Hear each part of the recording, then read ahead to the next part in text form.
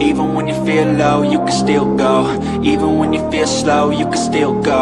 Even when there's no hope, you can still go. I never answer to no, man, I still go. Go, go, go, go. ඔයාලා අදත් සාදරයෙන් පිළිගන්නවා ස්ඩෝම්හා YouTube channel එකට. අද මම කතා කරන්නේ ඔයාලා කවුරුත් දන්න යුන්ෂින් ෆ්ලවර්ස් එක්ට් එක, ඒ කියන්නේ මල්ලිකාය ගැන වගේම තව විස්තර වගේක් ගැන.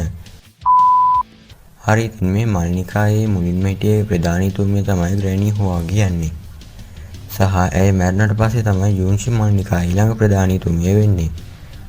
හරි, ඉතින් බලවත්ම නිකායන් දෙකෙන් දෙවෙනි ස්ථානයේ තියෙන බලවත්ම නිකාය තමයි මේ මල්ලිකාය කියන්නේ. මේ මල්නිකායට බඳවා ගන්නේ කාන්තාවන් විතරයි. මේ මල්නිකාය යටතේ බලවත් කාන්තා ඩූසුන් මට්ටමේ වගේම ඩූසොන් මට්ටමේ අත් ඉන්නවා.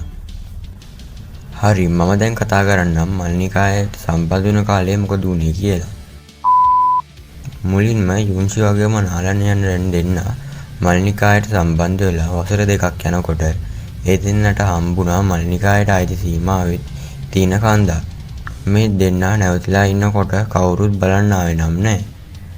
හරි, ඉතින් යුන්ෂි මේ කන්දේ ඇවිදිනකොට ගල් ගුහාවක් හම්බ වෙලා තිනවා. මෙතන ඉඳලා යුන්ෂිට හම්බ වෙනවා කකුල් ආබාධිත වයසක කාන්තාවක්. ඇත්තටම මේ තමයි ෆ්ලවර්ස් එක්ට් එකේ ලීඩර් ග්‍රැනි හුවා. ඇයට ඩූසුන් උච්චතම මට්ටමේ බලයක් තියෙනවා. හැබැයි යුන්ෂිවත් නාලන්වත් දන්නේ නැහැ මේ කිසිම විස්තරයක්.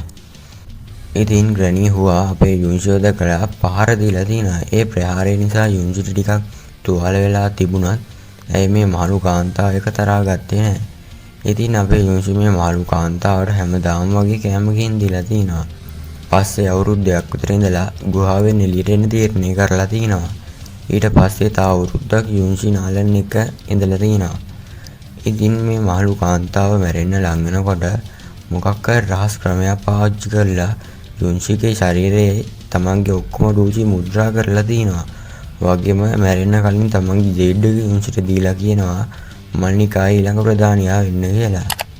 ඊට පස්සේ තමයි මේ දෙන්නම දැනගන්නේ මේ ඉන්නේ මල්නිකාය ප්‍රධානීතුමිය කියලා. වගේම ඒ බලවත් පුද්ගලයෙක් වෙනවා සහ ඩූසුන් උච්චතම මට්ටමේ බලයක් ඇට තියනවා කියලා.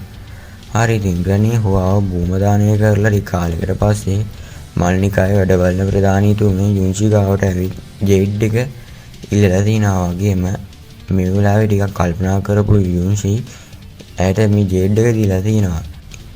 ඊට පස්සේ ආයිත් වැඩ බලන ප්‍රධානීතුමිය මල්නිකාය හිටපු ප්‍රධානීතුමිය වෙන ග්‍රැනි හුවාට ආයිත් ඩූචි ටික යුන්ෂිගෙන් ඉල්ලලා තිනවා.